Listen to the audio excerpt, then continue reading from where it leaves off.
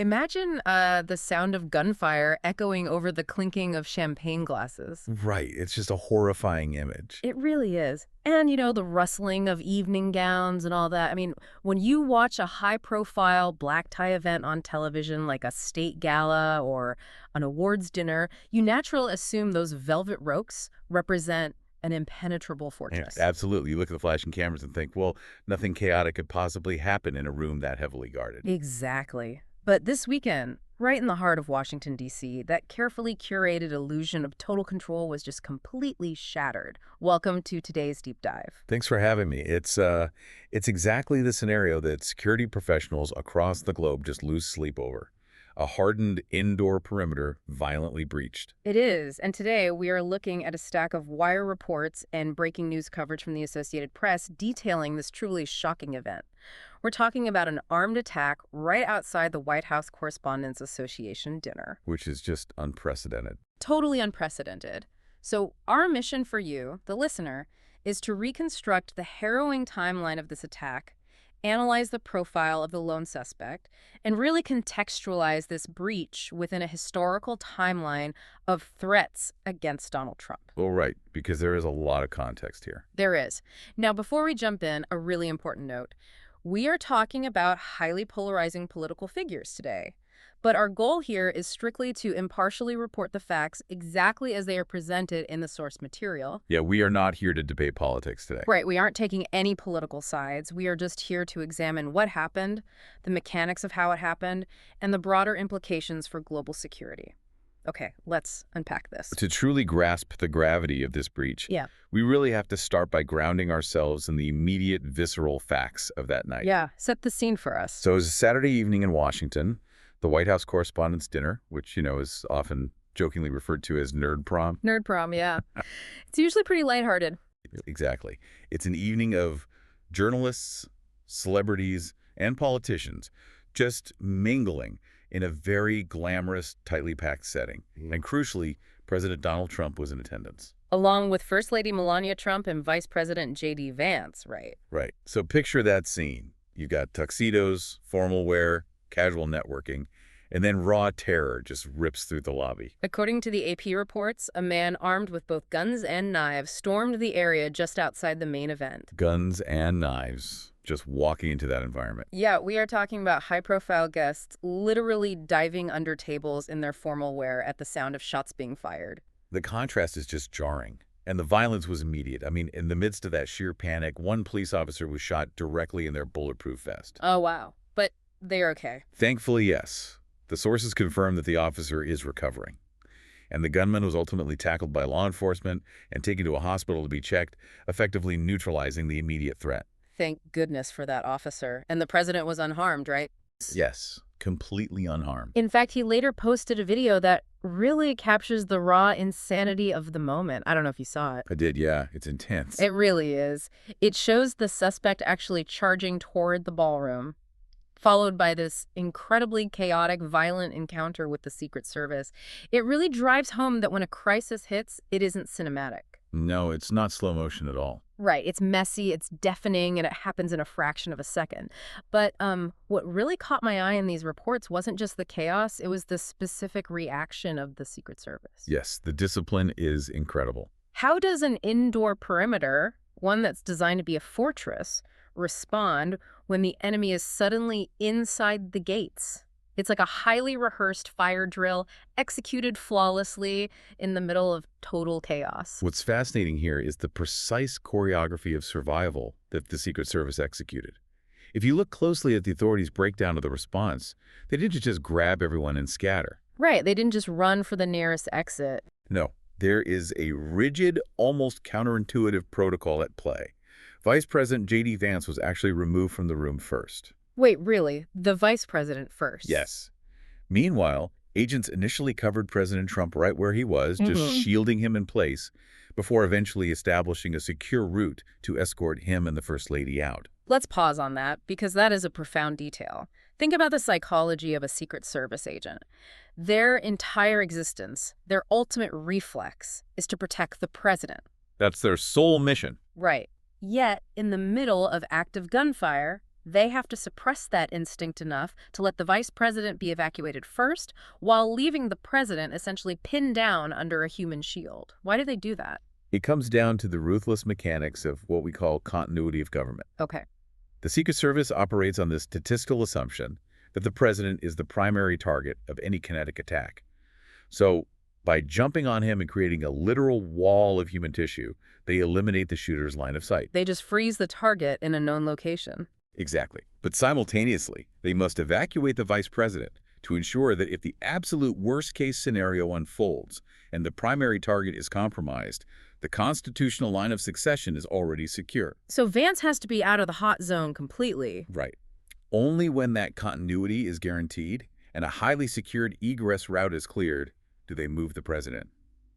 It is an operational feat that requires an unimaginable level of psychological discipline. That level of calculated discipline while someone is actively firing a weapon in the lobby is just astounding. It really is. But as the dust settled from that immediate chaos, the focus obviously shifted to the orchestrator of the attack. I mean, who is this guy, and how did he bypass a perimeter that sophisticated? Well, the suspect was identified by law enforcement as 31-year-old Cole Thomas Allen from Torrance, California. Torrance, California. Okay. The police currently believe he acted entirely alone, though in the immediate aftermath, authorities didn't explicitly detail a specific motive. He is slated to face federal charges on Monday, which is when we will likely see the full scope of the indictment. But the motive might not be a mystery for long, because the sources note he actually left a manifesto at the scene. Yes, that's a crucial piece of evidence. And this is the part of the source material that demands some serious scrutiny. President Trump told Fox News in an interview that the suspect's family had actually raised concerns about him to Connecticut police prior to the gala. Right, the president referred to him as a sick guy and stated he believes he was the intended target of the attack. But wait, if we just look at the raw logistics here, the geography alone makes no sense. How so? Well, the suspect is from Torrance, California, right? Right. His family apparently warns the police in Connecticut about him. And then he ends up heavily armed with guns and knives, successfully storming a presidential gala in Washington, D.C. To the massive geographic spread. Exactly. That implies an extended period of cross-country travel, staging, and planning. It completely contradicts the profile of a spontaneous, disorganized lone wolf. That's a very good point. If the family proactively warned the police in Connecticut, how does a heavily armed man travel that distance and literally walk into the lobby of one of the most secure events in the nation's capital? Where were the federal watch lists? You've just hit on the exact critical vulnerability this event has exposed. And it's a concept intelligence analysts call stovepiping. Stovepiping. When this case goes to federal court, it will undoubtedly revolve around two massive pieces of evidence: the contents of that manifesto and the catastrophic intelligence sharing failure between local and federal agencies. So stovepiping, meaning information goes straight up a narrow pipe but doesn't get shared across to other agencies. Exactly. But I thought the post-9/11 intelligence overhauls and all those fusion centers were supposed to fix exactly that problem. They were designed to, yes. Yeah. But here is the underlying mechanism of why they often fail, and it's known as the signal versus noise problem. Signal versus noise. Every single day, local police departments across the country receive thousands of wellness check requests or warnings about a family member acting erratically. Right, it's just a constant flood of data. Exactly. To a local precinct in Connecticut, a concerned phone call about Cole Thomas Allen is just one data point in a massive sea of daily local disturbances. So it just blends in? Yes. Unless that family member uses highly specific, actionable triggers like stating, he is traveling to Washington, D.C. this Saturday to attack the president. The algorithms and human analysts at these fusion centers don't flag it for the FBI or the Secret Service. Wow. So without that exact magic combination of keywords, the intelligence just sits in a localized database somewhere in Connecticut. It's just noise. Exactly. The local department logs it, but it doesn't cross the threshold to trigger a federal alert. The suspect isn't placed on a TSA travel watch list. Their name doesn't ping when they book a hotel in D.C. Nope. They slip right through the digital cracks until they are standing in a lobby physically presenting a weapon. That is a chilling reality. It's not a failure of muscle at the perimeter, it's a failure of data processing weeks before the event even Is happens. exactly what it is. And this specific failure leads us directly into a much broader, frankly alarming pattern, because the sources explicitly point out a major milestone here. While Trump has faced numerous grievous situations during his campaigns, Saturday's incident is the first one to occur during his actual time in office. Which is a huge distinction. It is. Here's where it gets really interesting. If you look at the history of threats against him, we shouldn't view it as just a chronological list of dates. I think of it more like a pressure cooker, or like a relentless stress testing of a complex software system. That's a highly accurate way to frame it. Each incident over the years has tested a different vulnerability in the security apparatus. Let's trace it. We look back at June 18, 2016. He's on the campaign trail in Las Vegas, and a teenager is arrested after trying to wrestle a gun away from a police officer. Right, very opportunistic. Then, November 5, 2016, in Reno, Nevada, just days before he won his first term, he gets rushed off stage because someone in the crowd shouts the word gun. Nothing is fired, but the panic is real. Very real. These early events were essentially stress testing the outer edges of crowd control. They relied on opportunistic, crowd-sourced chaos. Right, the threat vector was ambient. It was about managing large, unpredictable masses of people in inherently porous environments like rallies. But then, the nature of the stress test evolves. We jump to 2024, July 13, 2024, the horrific scene at the rally in Butler, Pennsylvania, where a shooter actually manages to fire and a bullet grazes the president's ear. A completely different level of planning. And then just 2 months later, September 15, 2024, another alleged assassination attempt is thwarted at his Florida golf club. Notice the shift in the mechanism there. The attackers moved away from spontaneous crowd panic and escalated to premeditated, long-range outdoor threats. Right. They found a bug in roof slating protocols in Pennsylvania, and they exploited the sprawling, notoriously difficult-to-secure perimeter of a golf course in Florida. Which brings us to this weekend in Washington, an armed attacker breaching an official indoor gala. This isn't just an escalation of anger, it's a massive escalation of capability. Precisely.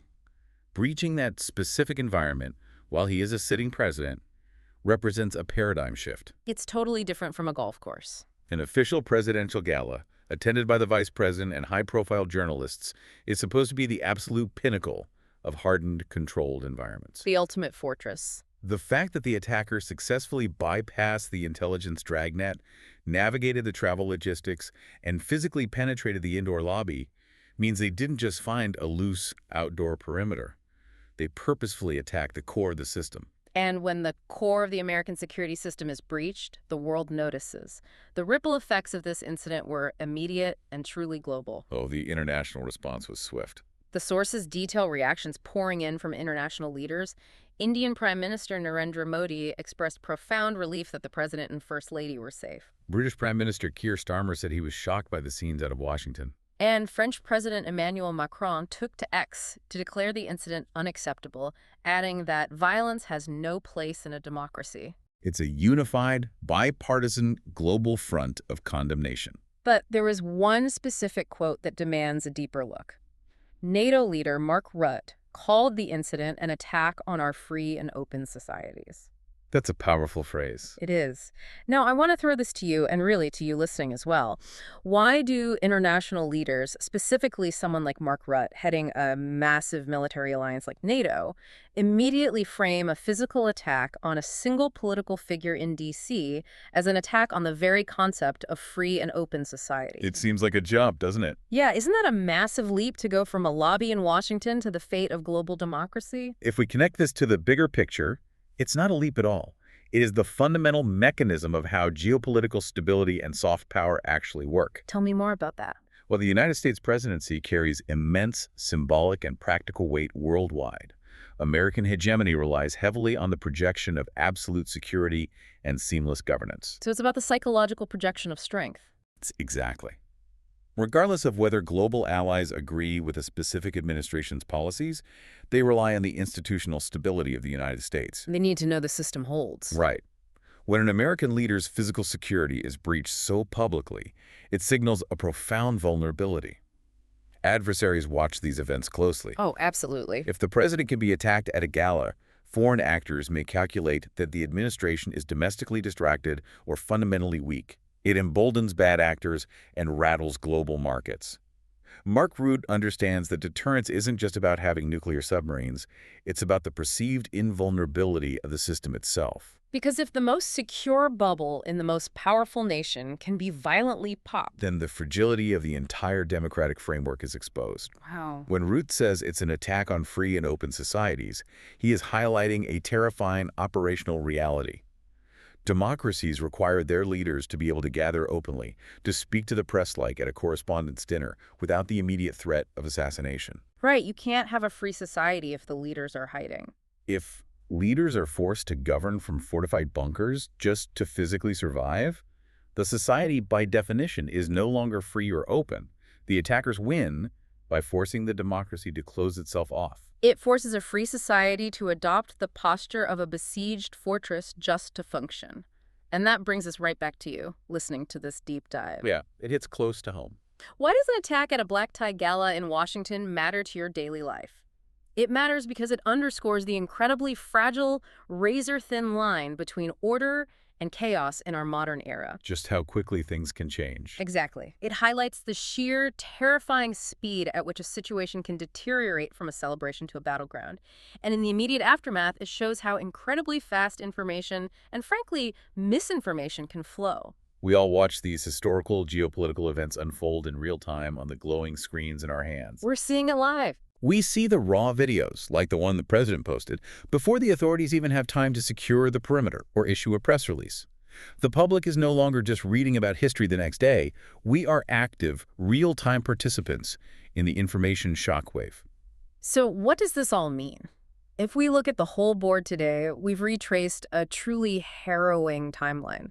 A heavily armed 31-year-old Cole Thomas Allen shatters the hardened security of the White House Correspondents' Dinner. Guests literally diving for cover. We see the Secret Service enact a desperate, psychologically grueling protocol to extract the vice president while using their own bodies to shield the president. We have a heroic police officer currently recovering from taking a bullet to their vest to stop the threat. A true hero. Truly. We traced a historical stress test of threats against Donald Trump, evolving from opportunistic crowd chaos to this unprecedented indoor breach. And we saw the entire globe, from Modi to Macron, react in shock at the sudden vulnerability of the American system. It's a vast amount of information to process, and it leaves us standing at a critical crossroads regarding how a society actually functions under threat. It really does. This raises an important question, and it's something I want to leave you, the listener, to critically mull over. What's that? Well, the source material explicitly mentioned that the suspect's family tried to warn the Connecticut police ahead of time. The data point was generated. The warning existed, but the system couldn't hear the signal through the noise. Precisely. As presidential security inevitably tightens after a breach of this magnitude, we have to ask ourselves a difficult question about the future of protection. Where do we go from here? If hardened perimeters and elite agents aren't enough, will the future of keeping our leaders safe rely less on physical barricades and metal detectors at the venue, and more on aggressively, algorithmically monitoring familial warnings and online manifestos before an attacker ever buys a ticket to Washington? That's a profound operational shift, moving from reactive physical armor to proactive digital surveillance. Exactly. Yeah. But here's the paradox we are left with. How do we balance that equation? Yeah. How do we maintain the free and open society the NATO leader Mark Root championed, while simultaneously implementing the kind of preemptive, invasive intelligence sharing required to catch a localized threat in Connecticut before it ever reaches a gala in D.C.? It brings us right back to where we started, that velvet rope, that beautiful illusion of an impenetrable bubble. We want to believe that the physical bubble keeps the chaos out. But maybe the real challenge of the 21st century isn't building a stronger wall at the venue. No, it might be something much harder. Maybe the true terrifying challenge is figuring out how to intercept the chaos before it ever leaves home, and what we're willing to sacrifice to make that happen. Something to think about.